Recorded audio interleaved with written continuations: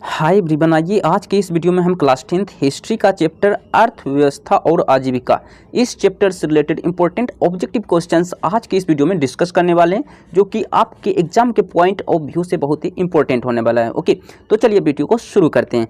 पहला क्वेश्चन हमारा है, सेफ्टी लैंप का आविष्कार किसने किया? ओके, तो सेफ्टी लैंप का जो आविष्कार किया था वो क्या था? हम्फ्री डेवी ने, यानी ऑप्शन नंबर डी इसका राइट आंसर हो जाएगा। ओके, अब देखिए हर एक क्वेश्चंस में 4 ऑप्शंस आपको दिए हुए होंगे। ओके, अब हर एक ऑप्शंस अगर मैं स्पीक करूंगा तो वीडियो का ड्यूरेशन काफ़ी लॉन्ग हो जाएगा, ठीक है। तो इसीलिए आप वीडियो को पॉज करके अगर आप आंसर जानते हो तो आप दे सकते हो, ठीक है। ओके, चलिए सेकंड क्वेश्चन देखते हैं।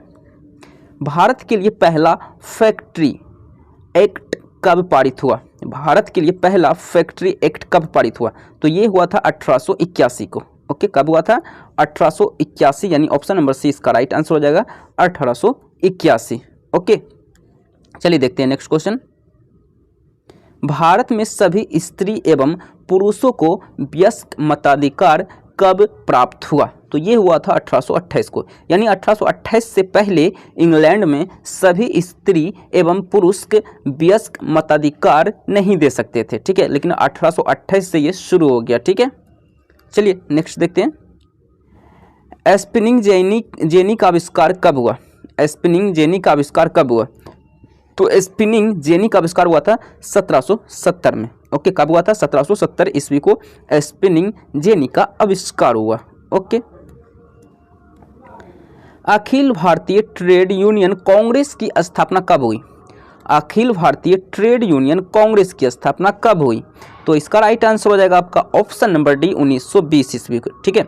1920 ईस्वी में अखिल भारतीय ट्रेड यूनियन कांग्रेस की स्थापना हुई। ओके, औद्योगिक क्रांति सर्वप्रथम किस देश में हुई? तो औद्योगिक क्रांति सबसे पहले इंग्लैंड देश में हुई थी। ओके, यानी ऑप्शन नंबर ए इसका राइट आंसर हो जाएगा, इंग्लैंड। ओके, औद्योगिक क्रांति सबसे पहले इंग्लैंड देश में हुई थी। ओके, जमशेदजी टाटा ने टाटा आयरन एवं स्टील कंपनी की स्थापना कब की? जमशेदजी टाटा ने टाटा आयरन एवं स्टील कंपनी की स्थापना कब की? तो इसका राइट आंसर हो जाएगा आपका ऑप्शन नंबर बी, 1907 ईस्वी में, ठीक है। 1907 में जमशेदजी टाटा ने टाटा आयरन एवं स्टील कंपनी की स्थापना की। ओके, वैज्ञानिक समाजवाद का प्रतिपादन किसे माना जाता है? ओके, तो देखिए वैज्ञानिक समाजवाद का प्रतिपादन जो कहा जाता है उसे कहा जाता है कार्ल मार्क्स को। ओके, कार्ल मार्क्स ने ही वैज्ञानिक समाजवाद का प्रतिपादन किया था। ओके, चलिए देखते हैं नेक्स्ट। भारत में कोयला उद्योग, इसको आप कर दीजिए कोयला। ओके, इनको आप कर दीजिए कोयला।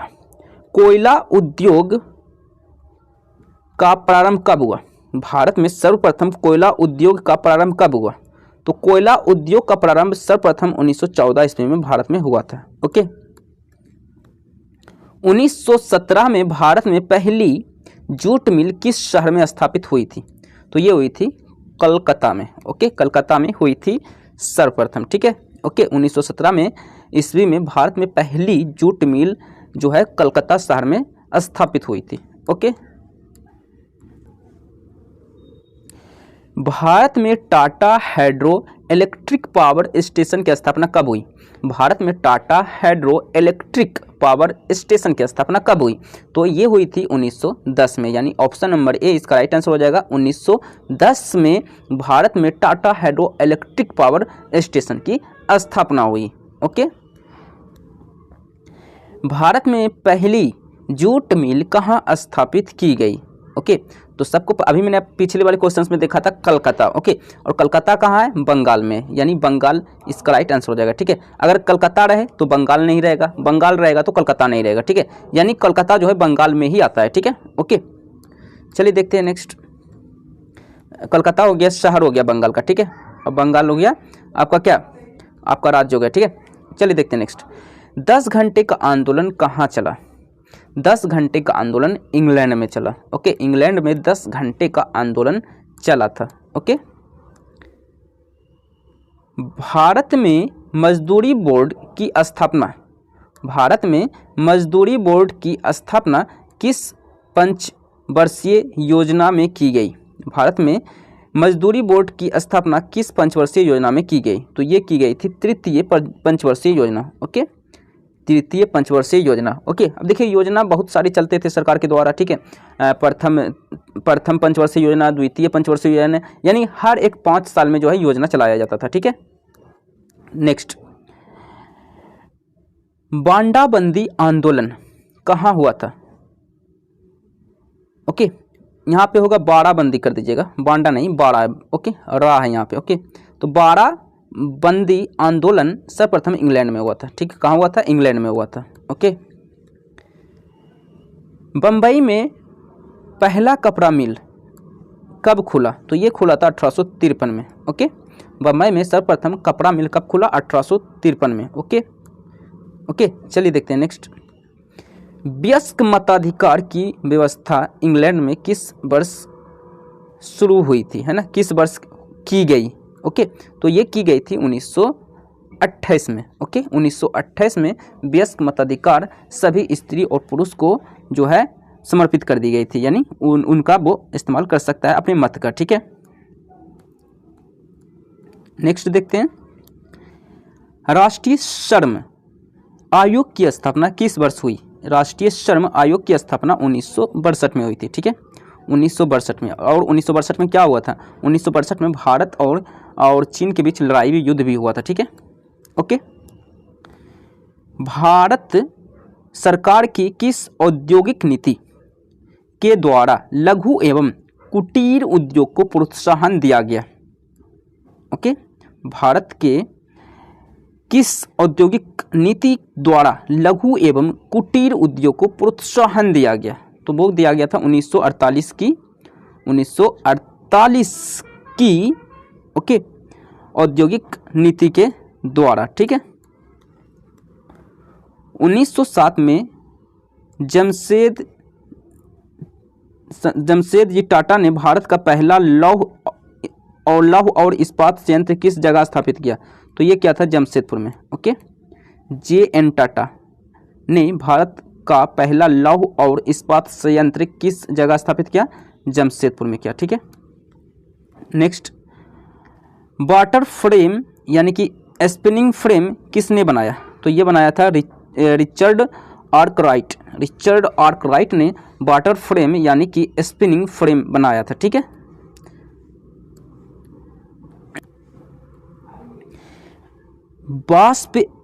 पहला वाष्प इंजन किसने बनाया? पहला वाष्प इंजन टॉमस न्यूकॉम्ब ने बनाया। टॉमस न्यूकॉम्ब ने पहला वाष्प इंजन बनाया। ओके, नेक्स्ट, स्पिनिंग जेनी का आविष्कार किसने किया था? स्पिनिंग जेनी का आविष्कार किसने किया था? तो ये किया था जेम्स हारग्रीव्स ने। जेम्स हारग्रीव्स ने स्पिनिंग जेनी का आविष्कार किया था। ओके, फ्लाइंग शटल मशीन का निर्माण किसने किया?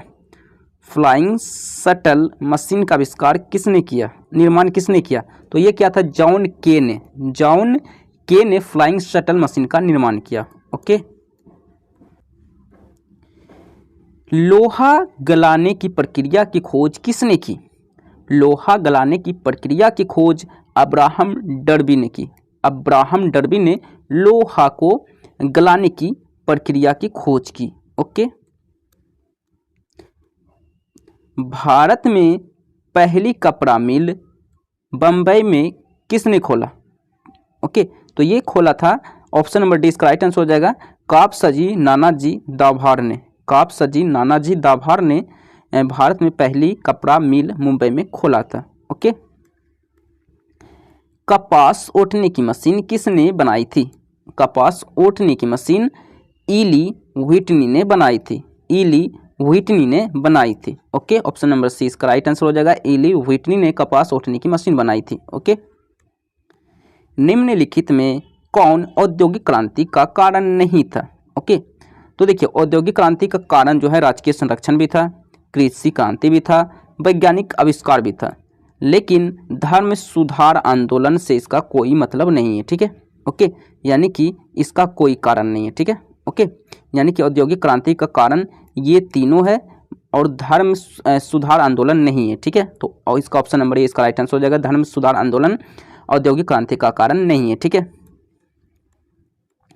जल शक्ति से चलने वाले पावर लूम का निर्माण किसने किया? जल शक्ति से चलने वाले पावर लूम का आविष्कार एडमंड कार्टराइट ने किया। एडमंड कार्टराइट ने किया जल शक्ति से चलने वाले पावर लूम का निर्माण। ओके, भारत में लोहा इस्पात बनाने का पहला कारखाना कहाँ खुला? भारत में लोहा इस्पात बनाने का पहला कारखाना साकची में खुला। कहाँ खुला था? साकची में। ये कहाँ है साकची? बिहार में है। ठीक है, बिहार में साकची जो है एक जगह का नाम है। ठीक है, ओके। 1928 में ग्राइप वाटर के कैलेंडर पर किस भगवान का चित्र अंकित था? तो ये था विद्या की देवी सरस्वती की। ठीक है, विद्या देवी सरस्वती की जो है चित्र थी। ठीक है, इंग्लैंड में औद्योगिक क्रांति किस उद्योग से आरंभ हुआ? ओके, आरंभ हुई। ठीक है, तो इंग्लैंड में औद्योगिक क्रांति वस्त्र उद्योग से आरंभ हुई। ओके, औद्योगिक क्रांति जो इंग्लैंड में हुई थी वस्त्र उद्योग से आरंभ हुई थी, यानी कि शुरू हुई थी। ठीक है, निम्नलिखित में किस कारण ने सबसे अधिक इंग्लैंड में औद्योगिक क्रांति को बढ़ावा दिया? तो देखिए, उद्योगों को राजकीय संरक्षण जो है बहुत इंपॉर्टेंट रहा। ओके, बहुत ही ज़्यादा इम्पोर्टेंट रहा अधिक इंग्लैंड में अधिक औद्योगिक क्रांति को बढ़ावा देने में, यानी ऑप्शन नंबर डी इसका राइट आंसर हो जाएगा उद्योगों को राजकीय संरक्षण। 20वीं शताब्दी में आयातित कपड़ों के मैनचेस्टर के लेबल पर किस प्रकार के चित्र छपे होते थे? तो ये होते थे महाराजा रणजीत सिंह के।